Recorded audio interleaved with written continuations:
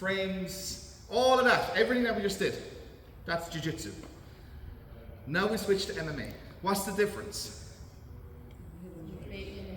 Striking, right? You punch them, yeah? Yeah, you have to strike them. If we start playing jiu-jitsu and I get the side control and I just hold here like this, the referee is going to give me a warning. He's going to say, if you want to keep your position, you have to use it.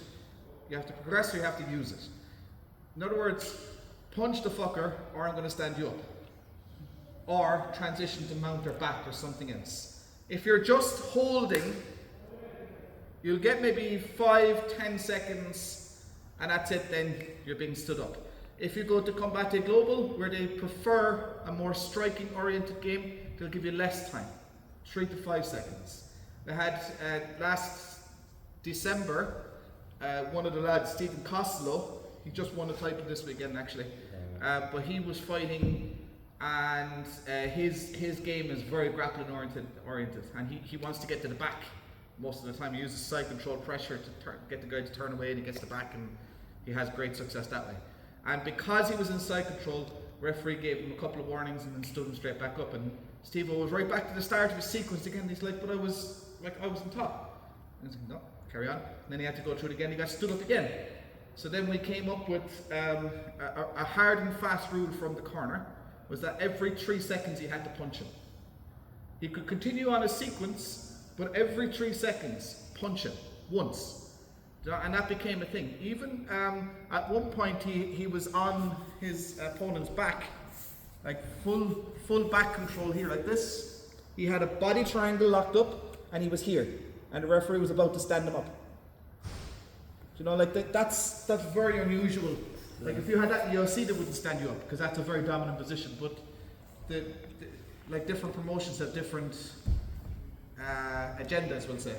So anyway. You gotta be striking. If you want to keep your position, you gotta be striking, you gotta be using it. Now, if let's say Sean has frames on me here. 2 of them? Yeah, go for 2 of them. If this is MMA, the frames are gonna disappear very fast. Do you know? Or even drop the shoulder, boom, like this.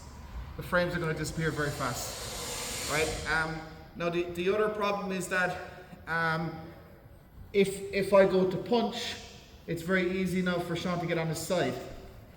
Why? Because the hand that I would normally lift his elbows with or cross face with is not punching. So I've got to do other things. So in some ways the strikes help, and in other ways the strikes take away my controlling ability. Right? So there's a couple of things that are gonna change. And let's start from, remember when we were caging the hips, I said there was 3 options. This was 1, this was 2, and this one's 3. In MMA, and actually in Jiu-Jitsu as well, but more so for MMA, there's a 4th, where you would go, you control the legs with your legs. And now look, I have my hands free, start throwing punches. As soon as he frames on me, put some frames on me, just punch the fucker. Right? As soon as he starts blocking the punches, I move into a dominant position. And you get no better example of this than Khabib Nurmagomedov and his lineage. Everybody that comes after Khabib. They use the leg triangle to make you frame. When you frame, they punch you. When they block, they progress. And they rinse and repeat. So that's one difference. Now let's say I'm past the legs and I'm in this regular side control, the frames come in, right?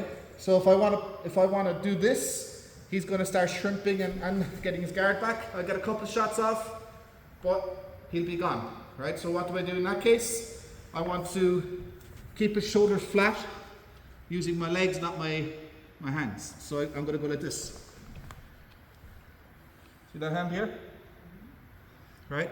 And then I keep this hand here. And now I can strike all day long. Right? I get this hand here. So this is called the crucifix position. He's in the crucifix, not me. Very popular around Easter. So we'll do both of those things. let's go for the first one, which is the leg triangle, okay?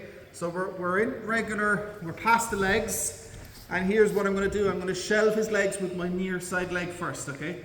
So, sorry, my leg that's closest to his head. I'm gonna shoot that leg under the thigh. See that? Now, make sure that you don't fall backwards here. You wanna kind of keep your weight crunched forwards, right? Yeah. You can use this hand to kind of pinch the knee a bit, and then what I want you to do is step right over the top, and then rake your leg back and tuck it behind the other foot like this. So can you see what my feet are doing here? Yeah? Now, it's not enough to sit on the legs here. This is not a leg triangle. He'll be able to, yeah. Oh, my ankles. Sorry. He'll be able to get out of that one. He'll be able to pull his knees through, back out, right?